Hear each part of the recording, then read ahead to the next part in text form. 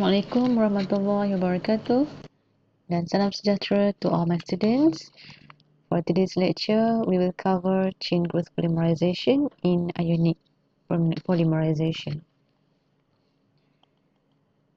So let us look at the lesson outcome first. At the end of this subchapter, students should be able to list the cationic and anionic initiators, list the suitable monomers for cationic and anionic polymerization, and write in details the mechanism for cationic and anionic polymerization. Like radical polymerization, ionic polymerization also occur by chain mechanism. Ionic polymerization is the polymerization in which the propagating species is a lone chain cation or anion. So the propagation species is either positive or negative charge. So as ionic polymerization is a chain growth polymerization, so there follows the same basic steps as free radical chain growth polymerization, which are initiation, propagation, and termination. Okay, so ionic polymerization can be divided into cationic, which is the chain carries either carbonium ions, which is the positively charged carbon species, and anionic polymerization, which is carbanion, which is negatively charged carbon species. In contrast to radical polymerization, which is called as homolytic, or whether a monomer with a carbon-carbon double bond can be polymerized ionically or cationically depends on the electron density of the double bond, which in turn depend on the substituent. So remember, carbanion is the positively charged, okay, carbanion, which is an ion, and carbonium, it carries a positive charge.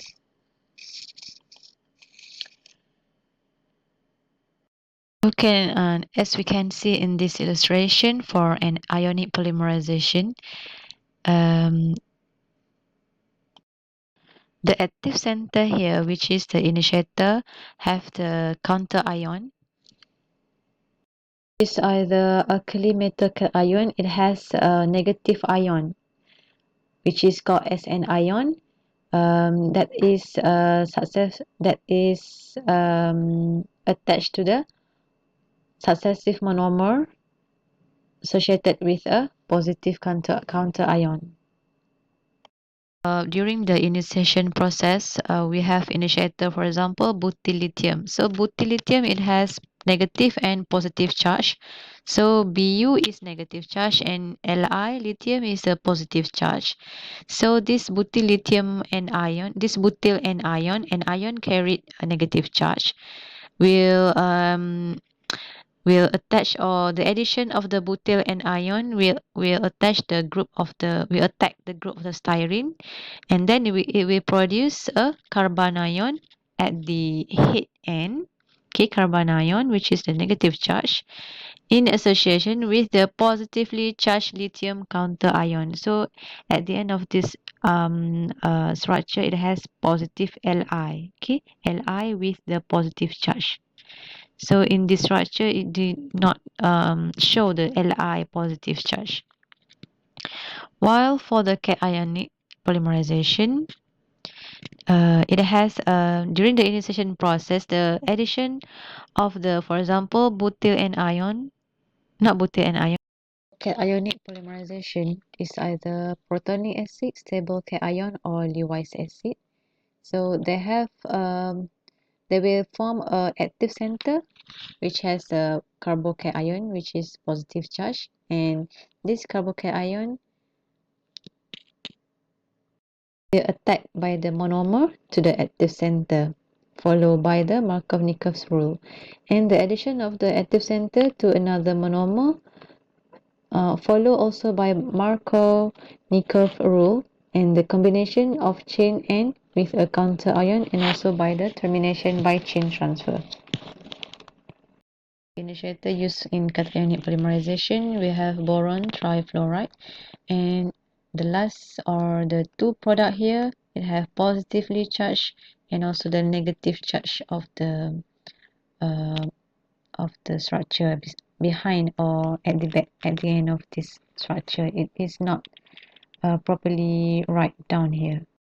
Now we look at the cationic polymerization first.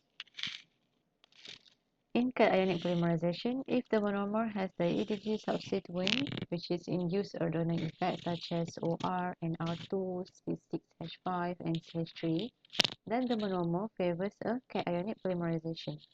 There is no chain termination by combination since the growing chain, which is carbonyl ions, repel each other electrostatically because of their like charge. As the active species used in cationic polymerization are very reactive, the solvent needs to be chosen with special care and it should be extremely clean, which is no impurities, even traces of water or methanol should be avoided.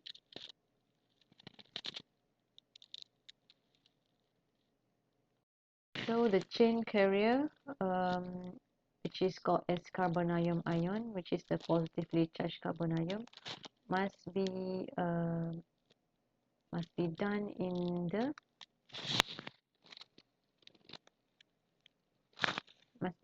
presence of the solvent. Okay. Polymerization are conducted in solution and often at low temperature, which is negative 80 degrees C to negative 100, which provides satisfactory polymerization rate. And the choice of solvent is important because of the relation of the solvent to the intimate association between the cation and counterion. So a tight association will prevent monomer insertion during propagation, which is termination reaction are unlikely in very pure cationic system, but slightly traces of impurities can exert significant effect because of the great reactivity of the propagating species.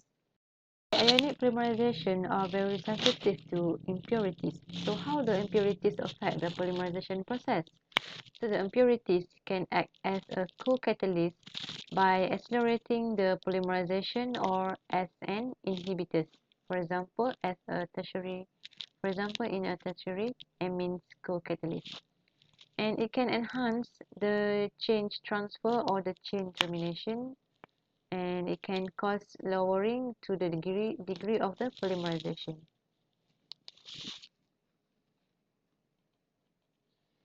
Now we look at the choice of solvent in cationic polymerization. The relations of solvent to the intimate association between the cation and counterion, for example, a tight association, will prevent monomer insertion during the propagation. And the rate of polymerization and the molecular weight generally increase with increasing the polarity and dielectric constant of the solvent. So we have toluene, chlorotoluene, nitrotoluene, cyclohexane, dichloroethylene, trichloroethylene, methylene chloride, and also carbon tetrachloride as a choice of solvent in cationic polymerization.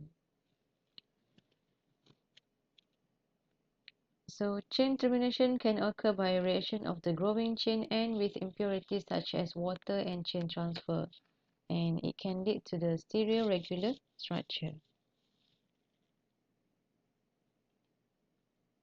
Now we look at the choice of the initiator.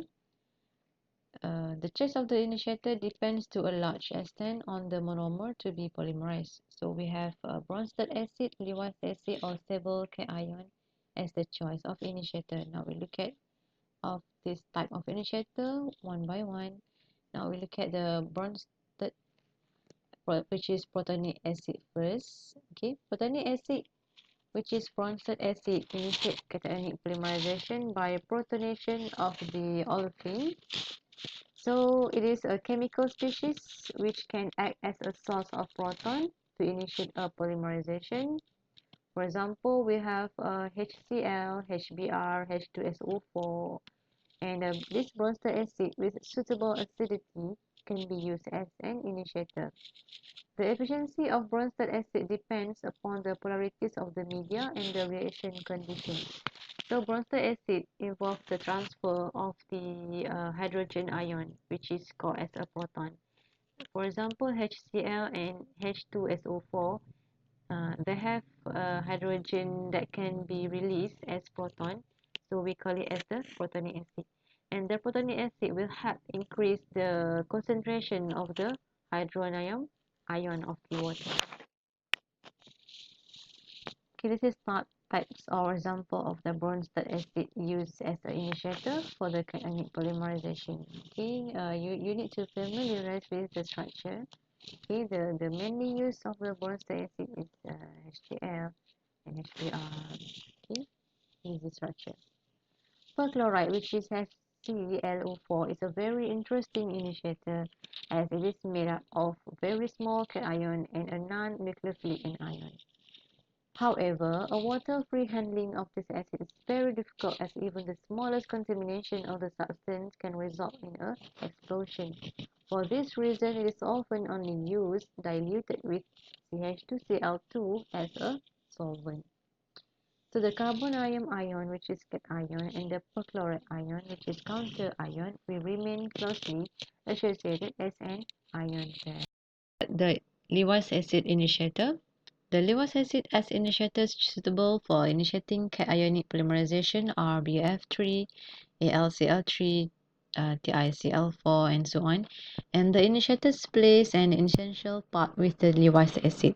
We have the presence of the Lewis acid initiators. It has required a co-initiator such as protic acid, H2O, alcohols, and alkyl halide or an organic halogen compound.